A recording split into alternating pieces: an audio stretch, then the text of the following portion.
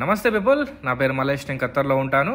So మొత్తానికైతే ఈరోజు మన కొత్త పాస్పోర్ట్ కలెక్షన్ చేసుకోవాల్సిన డేటు టైం వచ్చేసింది. సో చూస్తుంది కదా, ఊబర్ అయితే బుక్ చేసుకొని వెళ్తూ ఉన్నాను. బట్ మన ఊబర్ డ్రైవర్ అయితే మాటలు మాత్రం అస్సలు ఆపడం లేదు. ఏదో ఒక టాపిక్ తీసుకొచ్చి మాట్లాడుతూనే ఉన్నాడు. సో ఎందుకు డిసప్పాయింట్ చేయాలని చెప్పేసి నేను కూడా అనుకుంటూ నేను కూడా మాట్లాడుతూనే ఉన్నాను. సో మొత్తానికైతే నా కంపెనీలో పర్మిషన్ తీసుకున్నాను. సో ఆఫీస్ టైంలో మన పర్సనల్ వర్క్ చేసుకుంటే ఆ కిక్కే వేరుంటుంది కదా. బట్ మీరైతే అలాంటి తప్పు చేయకండి. ఏ పని చేసినా సరే పర్మిషన్ తీసుకొని వాళ్ళని ఒప్పించి అయితే మీ ఇష్టం వచ్చినట్టు చేసుకోండి. సో వీడియో అయితే కంప్లీట్గా చూడండి. నా కొత్త పాస్పోర్ట్ కూడా చూపెడతా. ఆ పాస్పోర్ట్లో ఏమైనా అప్డేట్స్ ఉన్నాయా లేదా, ఏమైనా మార్చారా లేదా, అవి కూడా ఒకసారి చూద్దాం. ఇంకా ఆ ఊబర్ డ్రైవర్ అయితే కంటిన్యూస్గా మాటలు మాత్రం మాట్లాడుతూనే ఉన్నాడు. సో మనం కిటికీలో నుంచి ఆ లొకేషన్ చూసుకుంటూ ఇండియన్ ఎంబసీకి అయితే మన ప్రయాణం అయితే కొనసాగిస్తాం.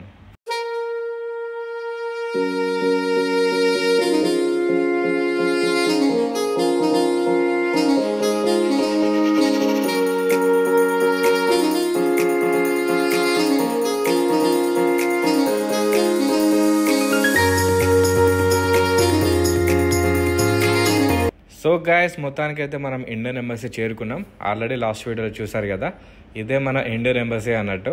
సో చూస్తే అసలు ఎంబసీ లెక్కనే కనబడదు. సో ఇది వచ్చేసి ఇండియన్ ఎంబసీ ఆఫీస్ అన్నట్టు. ఇక్కడ ఎంబసీ అన్ని డాక్యుమెంటేషన్ వర్క్స్ అన్ని నడుస్తాయి. ఇది వచ్చేసి ఆఫీస్ అన్నట్టు. మన ఇండియన్ ఫ్లాగ్ కూడా చూస్తుంది కదా. సో చూసారు కదా, చాలామంది అయితే ఇక్కడ నిల్చొని ఉన్నారు. అండ్ ఇక్కడ చాలామంది డాక్యుమెంటేషన్కి హెల్ప్ కావాలన్నా కూడా ఇక్కడ చేస్తారన్నట్టు. వాళ్ళు ఛార్జ్ చేస్తారు 20-30 రియాల్. ఇన్ కేస్ మీకు ఏమైనా డాక్యుమెంటేషన్కి హెల్ప్ కావాలనుకుంటే మాత్రం అక్కడ చాలామంది అయితే ఉంటారు. అండ్ చూసారు కదా, ఇది వచ్చేసి ఇండియన్ ఎంబసీ లోపల. సో ఇంటీరియర్ అయితే ఇలా ఉంటుంది అన్నట్టు. మొత్తానికైతే మన 2 పాస్పోర్ట్స్ అయితే వచ్చాయి అన్నట్టు. పాస్పోర్ట్స్ నేను అపార్ట్మెంట్కి నా అపార్ట్మెంట్కి వెళ్ళాక అక్కడ చూపెడతా. సో ఇక్కడ చాలామంది పబ్లిక్ ఉన్నారు. అండ్ పాస్పోర్ట్ కలెక్షన్కి అంత టైం ఏం పట్టట్లేదు. మ్యాక్స్ టు మ్యాక్స్ ఒక 10 మినిట్స్లోనే నా పాస్పోర్ట్ నాకు ఇచ్చేసారు. అండ్ నా పాత పాస్పోర్ట్ కూడా ఇచ్చారు అన్నట్టు. అండ్ పాత పాస్పోర్ట్లో ఆ వీసా అంటే ఆ పాత పాస్పోర్ట్ మళ్ళీ దాని మీద స్టాంప్ వేయడానికి వీలు ఉండదు. అండ్ ఓన్లీ అందులో ఉన్న వీసాస్కి మాత్రమే వ్యాలిడ్. అండ్ ఆ పాస్పోర్ట్ ఇక పనిచేయదు, నాట్ వ్యాలిడ్ అని చెప్పేసి ఒక స్టాంప్ వేసి ఒక పిన్ను కొట్టిస్తారు అన్నట్టు. సో అది కూడా మీకు చూపెడతా, అది కూడా వీడియోలో చూపెడతా. సో మళ్ళీ ఊబర్ బుక్ చేసుకొని ఇప్పుడు మళ్ళీ నా వర్క్ లొకేషన్కి వెళ్తున్నా. సో వర్క్లో ఉన్నప్పుడే మన పర్సనల్ పనులు కంప్లీట్ చేసుకుంటే ఆ కిక్కే వేరు ఉంటుంది కదా. సో మొత్తానికైతే మన పర్సనల్ వర్క్స్ అయితే అయిపోయినాయి. ఇప్పుడు ఇక వెళ్ళాలి మళ్ళీ నా వర్క్ లొకేషన్కి. వెళ్ళాక మాట్లాడతాం. సో నేను ఆఫీస్కి రిటర్న్ వెళ్తుంటే ఈ సైనేజ్ చూసారు కదా, ఎంబసీ ఆఫ్ పాలస్తీన్. అంటే చాలా ఎంబసీస్ ఉన్నాయి. బట్ ఆ ఎంబసీ ఆఫ్ పాలస్తీన్ చూడగానే నాకు చాలా అంటే చాలా బాధ అనిపించింది. ఎందుకంటే మీకు తెలుసు కదా, ఖత్తర్ మన పాలస్తీన్ దేశానికి బిగ్ సపోర్టర్ అన్నట్టు. అన్ని దేశాలు వెనుకంజ వేసినా కానీ ఖత్తర్ దేశం మాత్రం ఎప్పుడైనా పాలస్తీన్కి సపోర్ట్గానే ఉంటుంది. చాలా బిలియన్స్ ఆఫ్ మనీ అయితే పాలస్తీన్కి ఎప్పటికప్పుడు సపోర్ట్ చేస్తూనే ఉంటుంది అన్నట్టు. సో ఆ బోర్డు చూడగానే చాలా బాగా అనిపించింది. అండ్ లిటరలీ తెల్లారి లేవగానే జీసీసీ కంట్రీస్లో, నాట్ ఓన్లీ ఇన్ ఖత్తర్, అన్ని జీసీసీ కంట్రీస్లో మీకైతే పాలస్తీన్ వాళ్ళు కనబడతారు. అండ్ వాళ్ళతో మాట్లాడినప్పుడు, వాళ్ళ ఫీలింగ్స్ షేర్ చేసుకున్నప్పుడు అయితే మరీ దారుణంగా బాధ అనిపిస్తుంది. అండ్ మన చేతిలో ఏమీ లేదు. అండ్ ఈ జియో పాలిటిక్స్ మనకు ఎప్పుడు అర్థం కాదు. ఈ వార్స్ ఎందుకు జరుగుతాయో అర్థం కాదు. But literally end of the day only common people అయితే చాలా అంటే చాలా ఎఫెక్ట్ అవుతారు. అండ్ చాలా ఎఫెక్ట్ అయిన వాళ్ళని నేను చాలా చూశాను, వాళ్ళని కలిశాను, వాళ్ళతో మాట్లాడాను. అందుకే చాలా అంటే చాలా బాధగా అనిపించింది ఆ ఎంబసీ ఆఫ్ పాలస్తీన్ బోర్డ్ చూడగానే. హలో గైస్, మొత్తానికి అయితే మనం అపార్ట్మెంట్కి వచ్చేసాము. నా వర్క్ కూడా కంప్లీట్ చేసేసుకున్నా. అండ్ నా చేతులు లిటరల్లీ ఇప్పుడు 2 పాస్పోర్ట్స్ ఉన్నాయి. అండ్ ఫస్ట్ టైం అన్నట్టు 2 పాస్పోర్ట్స్ నా చేతిలో ఉండడము, అది కూడా నా ఓన్ పాస్పోర్ట్స్. బట్ ఎనీవే, ఒక పాస్పోర్ట్ ఇంకా పని చేయదు. అండ్ కొత్త పాస్పోర్ట్ అన్నట్టు కొంచెం అప్డేట్ అయిపోయింది, కొంచెం క్లాసిక్గా ఉంది అన్నట్టు మన కొత్త పాస్పోర్ట్. కంప్లీట్గా మీకు చూపెడతా. సో ఇవన్నట్టు మన 2 పాస్పోర్ట్స్ చూడండి. చూస్తారు కదా, ఐ థింక్ మీకు డిఫరెన్స్ కనబడ్డది అనుకుంటా కదా. సో మనం అయితే ఫస్ట్ పాత పాస్పోర్ట్ ఉంది కదా మన పాతది. సో దీన్ని ఏం చేశారు వీరు, దీంట్లో ఏమేమి స్టాంప్స్ ఉన్నాయి, ఏమేమి చేశారు, దీని గురించి అయితే మనం డిస్కస్ చేసుకుందాం. చూడగానే మీకు అర్థమైంది కదా. సో ఫస్ట్ ఇక్కడ ఈ ఫస్ట్ ఉంటుంది కదా, ఈ రిపబ్లిక్ ఆఫ్ ఇండియా ఈ పేజ్ మీద చూడండి చిన్న హోల్ చేశారు. I think you can see me through this hole. So ఒక హోల్ అయితే చేశారన్నట్టు. ఇట్ మీన్స్ ఇంకా ఈ పాస్పోర్ట్ నాట్ వ్యాలిడ్ అని చెప్పేసి.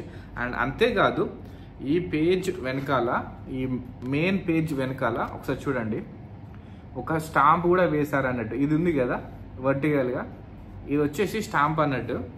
ఇందులో ఏముందంటే మీ passport cancel, I mean passport cancelled, visa if any remains valid. అంటే మీ పాస్పోర్ట్ అనేది క్యాన్సల్, ఇందులో ఏమైనా వ్యాలిడ్ వీసాస్ ఏమైనా ఉంటే అవి వ్యాలిడే, అంటే అవి పని చేస్తాయి అని అర్థం అన్నట్టు. అంటే ఈ పాస్పోర్ట్ ఒక్కటే నాట్ వ్యాలిడ్, ఇందులో ఉన్న వీసాస్ మాత్రం వ్యాలిడ్ అన్నట్టు.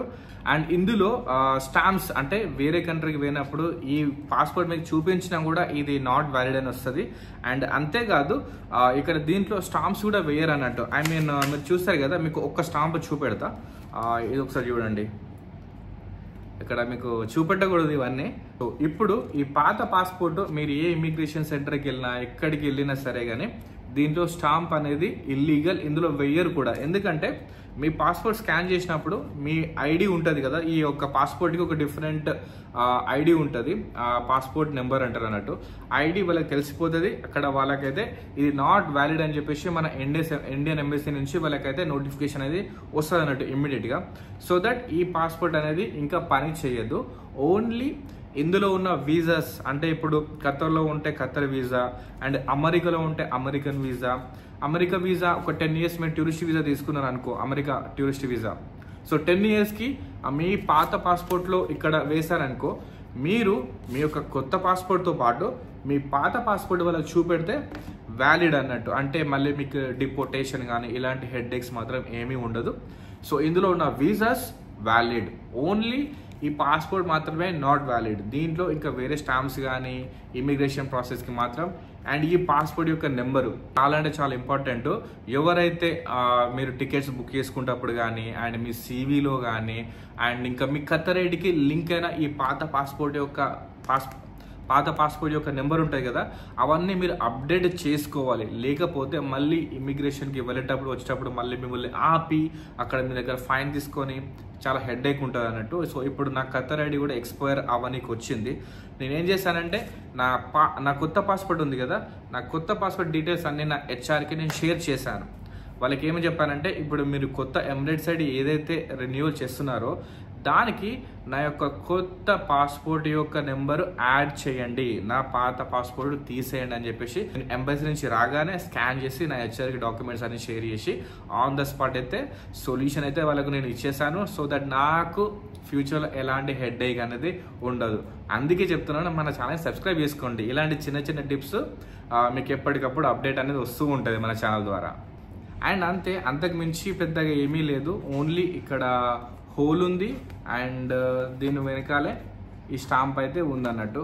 అంతే, బేసిక్లీ ఏమీ లేదు ఇంకా. సో అదన్నమాట. So let's go to the కొత్త పాస్పోర్ట్. సో చూడండి, కొత్త పాస్పోర్ట్ చాలా అంటే చాలా సేమ్ కలరు, అంత సేమే ఉంది. డిఫరెన్స్ స్టార్టింగ్ పేజ్లో ఏంటంటే ఇక్కడ మీద రిపబ్లిక్ ఆఫ్ ఇండియా అని ఉంది, బట్ పాత పాస్పోర్ట్లో మీద పాస్పోర్ట్ అని ఉంది అన్నట్టు. కింద పాస్పోర్ట్ అని ఉంది, ఇక్కడ కింద రిపబ్లిక్ ఆఫ్ ఇండియా అయితే ఉంది అన్నట్టు. దీనికి పెద్ద డిఫరెన్స్ ఏం లేదు. కింద మీది కిందికి అయితే పెట్టేసి మెయిన్ పేజ్ మీద డిఫరెన్స్ అయితే ఉందన్నట్టు. అంటే జస్ట్ కింది మీద చేశారు, సింబల్ అలానే ఉంది, పెద్ద డిఫరెన్స్ ఏమి లేదు. Let's check it the second పేజ్లా సేమ్ యాజ్ యూజువల్, పెద్ద డిఫరెన్స్ ఏం లేదు. అండ్ ఇక్కడ ఒక స్టాంప్ ఉంది అన్నట్టు, ambassador of India Doha Qatar. And ఈ పాస్పోర్ట్ అనేది నాకు ఖత్తర్లో తయారు చేశారు కాబట్టి ఇక్కడ దోహా ఖత్తర్ అయితే ఇక్కడ ఉందన్నట్టు. Ambassador of India Doha Qatar, Vipul అని చెప్పేసి మన అంబాసిడర్ అన్నట్టు, మన ఇండియన్ అంబాసిడర్ ఆఫ్ మన దోహా ఎంబసీ అన్నట్టు. మన ఇండియన్ దోహా ఎంబసీకి అంబాసిడర్ విపుల్ అన్నట్టు. సో అతని సిగ్నేచర్ అయితే ఉంది. అండ్ పేజ్ ఓపెన్ చేస్తే, అండ్ ఇక్కడ చాలా అంటే చాలా నాకు షాకింగ్ అనిపించింది అన్నట్టు. మోస్ట్లీ మన యూరోపియన్ పాస్పోర్ట్స్, మన అమెరికా పాస్పోర్ట్స్ ఉంటాయి కదా, సో అలా అనిపించింది. ఎందుకంటే ఒక్కసారి చూడండి, ఇది కనబడుతుంది కదా. సో పాత పాస్పోర్ట్లో ఇట్లా లైన్స్ ఉండేటి అన్నట్టు, ఒకటి హార్జెంటల్ వర్టికల్ లైన్స్ ఉండి 4 boxes ఉండేటి అన్నట్టు స్టాంప్స్ అయ్యకి. బట్ ఇప్పుడు చూడండి కంప్లీట్గా ప్లెయిన్గా ఎలాంటి లైన్స్ లేవు, కంప్లీట్గా క్లాసిక్గా. బేసిక్లీ మన యూరోపియన్, నాకు చాలామంది యూరోపియన్ ఫ్రెండ్స్ వాళ్ళ ఇలా పాస్పోర్ట్స్ చూస్తాను కదా, సో వాళ్ళది కంప్లీట్గా ప్లెయిన్గా ఉంటుంది అన్నట్టు, ఏమీ ఉండదు డిజైన్స్ కానీ లైన్స్ కానీ ఏమీ ఉండదు. ఒక్కసారి చూడండి కంప్లీట్గా ప్లెయిన్గా ఉంది, క్లాసిక్గా ఉంది. సో యా, నేనైతే 32 పేజెస్ పాస్పోర్ట్ అయితే తీసుకున్నాను. నేను మరీ అంత ట్రావెల్ ఎంజాయ్ కాబట్టి 64 పేజెస్ పాస్పోర్ట్కి కొంచెం కాస్ట్ ఎక్కువ ఉంటుంది. అండ్ నాకు 32 పేజెస్ అనుకుంటుంది, 32 పేజెస్ ఎస్, చీప్ది అన్నట్టు, మనం చీప్ తీసుకుందాం. సో నాకు ఇది ఎనఫ్, ఇది దీనికి ఇంతకంటే ఎక్కువ మనకేం అవసరం లేదు. సో కంప్లీట్గా 34 పేజెస్ అన్నట్టు. సో కంప్లీట్గా మనకి 34 పేజెస్ అయితే వచ్చాయన్నట్టు. అండ్ దాంతోపాటు లాస్ట్ పేజెస్ కూడా సేమ్ మన పాత పాస్పోర్ట్లో ఎలా ఉందో సేమ్ అలానే ఉంది, పెద్ద డిఫరెన్స్ ఏమీ లేదు. అండ్ సేమ్, అండ్ ఇది వచ్చేసి లాస్ట్ అన్నట్టు, చూసారు కదా, ఇది లాస్ట్ పేజ్. ఇక్కడ ఈ పేజ్ లోపల, లాస్ట్ పేజ్ లోపల మన పర్సనల్ డీటెయిల్స్ ఉంటాయి. So I don't want to reveal. So అదన్నమాట.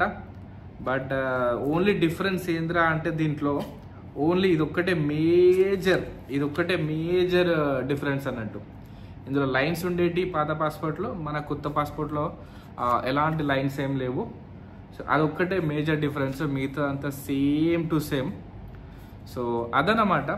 అండ్ అక్కడికి వెళ్ళగానే జస్ట్ ఇట్లా లెస్ దెన్ 10 మినిట్స్లోనే మన పాస్పోర్ట్ అయితే మనకి ఇచ్చేస్తారు. అక్కడికి వెళ్ళగానే జస్ట్ మీ బాడీ స్కాన్ చేస్తారు. మీకు ఒక రిసిప్ట్ ఇచ్చారు కదా, మీరు మీ పాత పాస్పోర్ట్ అక్కడ సబ్మిషన్ చేసేటప్పుడు ఒక రిసిప్ట్ ఇస్తారు. అదే రిసిప్ట్ వెళ్ళేటప్పుడు ఆడ సెక్యూరిటీ తీసుకుంటాడు, ఆ రిసిప్ట్ తీసుకొని లోపల ఇచ్చేస్తారు అన్నట్టు. సో అక్కడ మీ రిసిప్ట్లో ఉన్న పేరు, అక్కడ పాస్పోర్ట్ రెడీ చేసి మిమ్మల్ని పిలుస్తారు అన్నట్టు మైక్లో. టోకెన్ సిస్టమ్ అలాంటి ఏమీ ఉండదు. అక్కడ వెళ్ళి కూర్చోండి, మీ పేరు పిలుస్తారు, వెళ్ళి మీ పాస్పోర్ట్ అయితే మీరు తెచ్చుకోవడమే. సో చాలా అంటే చాలా సింపుల్ ప్రొసీజర్, పెద్ద హెడేక్ ఏం లేదు, జస్ట్ 10 మినిట్స్ అన్నట్టు. సో మీరు వర్క్లో ఉన్నా కూడా ఒక హాఫ్ అన్ అవర్ టైం తీసుకొని, మేబీ ఒక 1 అవర్ టైం తీసుకొని, మీ కంపెనీలో 1 అవర్ టైం తీసుకొని వెళ్ళి మీ పాస్పోర్ట్ అయితే కలెక్షన్ అయితే చేసుకోవచ్చు. బట్ సబ్మిషన్ అప్పుడు మాత్రం కొంచెం అట్లీస్ట్ ఒక 2 to 3 అవర్స్ అయితే పక్కా జరుగుతుంది అన్నట్టు. చాలా పబ్లిక్ ఉంటారు. అంటే నేను వెళ్ళినప్పుడు చాలామంది పబ్లిక్ ఉన్నారు, బట్ మీరు వెళ్ళేటప్పుడు లేకపోతే మీకు కూడా ఒక 10-15 మినిట్స్లో జరగవచ్చు. ఇది ఈరోజు వీడియో. మొత్తానికి అయితే మన పాస్పోర్ట్స్ మన చేతికి వచ్చాయి. So happy.